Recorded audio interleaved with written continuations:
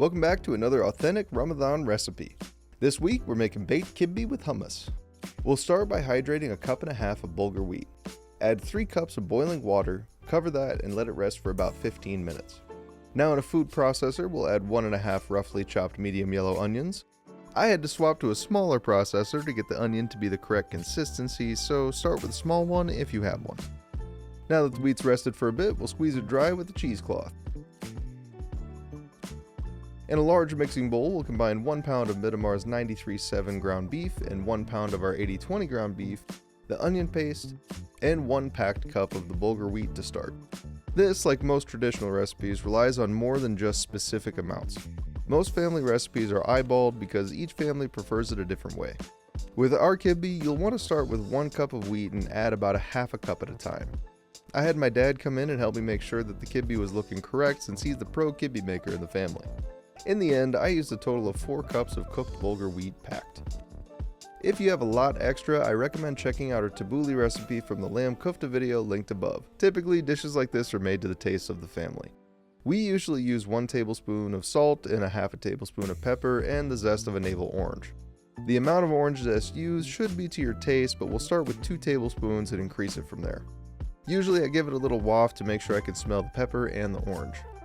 Well, how do I know if that's correct, I hear you ask? Grab about a teaspoon's worth of the raw kibbeh, flatten it to a little patty, and fry it up in a pan until it's cooked through, then give it a taste. I decided our orange was a little too subtle, so I added the remaining zest along with more salt and pepper. I tried it again and then decided it needed a lot more salt and pepper. Note that I used non-iodized sea salt, so I need to use more salt than you may normally. If you're making this during Ramadan and don't have anyone to taste test it for you, I would recommend seasoning the kibbeh with 2 tablespoons of uniodized salt, 1.5 tablespoons of pepper, and the zest of 2 navel oranges. Once that's to your liking, we'll cover and refrigerate. Now we'll make the kibbeh stuffing. In a pan over low heat, we'll melt 2 tablespoons of butter and then we'll toast half a cup of pine nuts. You'll need to stir these constantly because they burn very easily and quickly.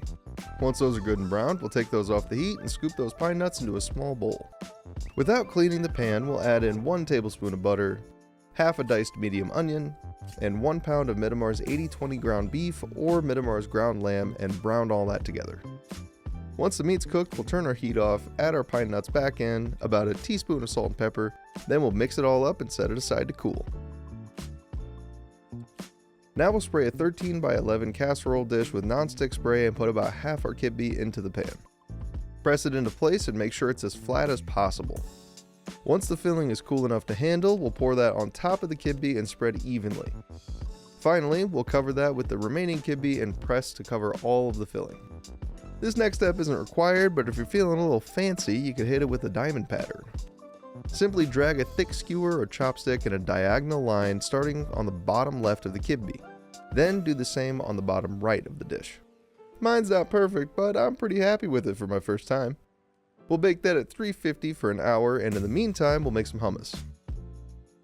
In our now cleaned food processor, we'll pour 2 cans of drained garbanzo beans, 1.5 teaspoons of tahini, 4 tablespoons of lemon juice, and 3 cloves of garlic.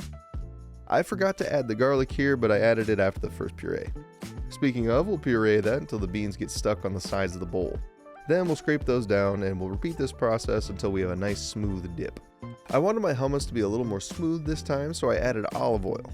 You'll want to do this in 1 tablespoon increments until you get to the consistency that you're looking for. Be warned though, olive oil has a very strong flavor, so I needed to add another 2 tablespoons of lemon juice, salt and pepper to taste, and 1 medium clove of garlic. Once the hummus slowly moves across the sides of the food processor while it's running, you'll have the consistency we're going for. In total, I used about 6 tablespoons of olive oil, 6 tablespoons of lemon juice, 4 cloves of garlic, and about a half a teaspoon each of salt and pepper. Pull your kibbeh out and check the temperature. Once it hits 160 degrees at the thickest point, we'll pull it from the oven and let it rest for 5 to 10 minutes, and that's it. Serve up your kibbeh and hummus with some fresh Syrian bread and enjoy. And that's it for this week. We'll see you next week for another delicious Ramadan recipe.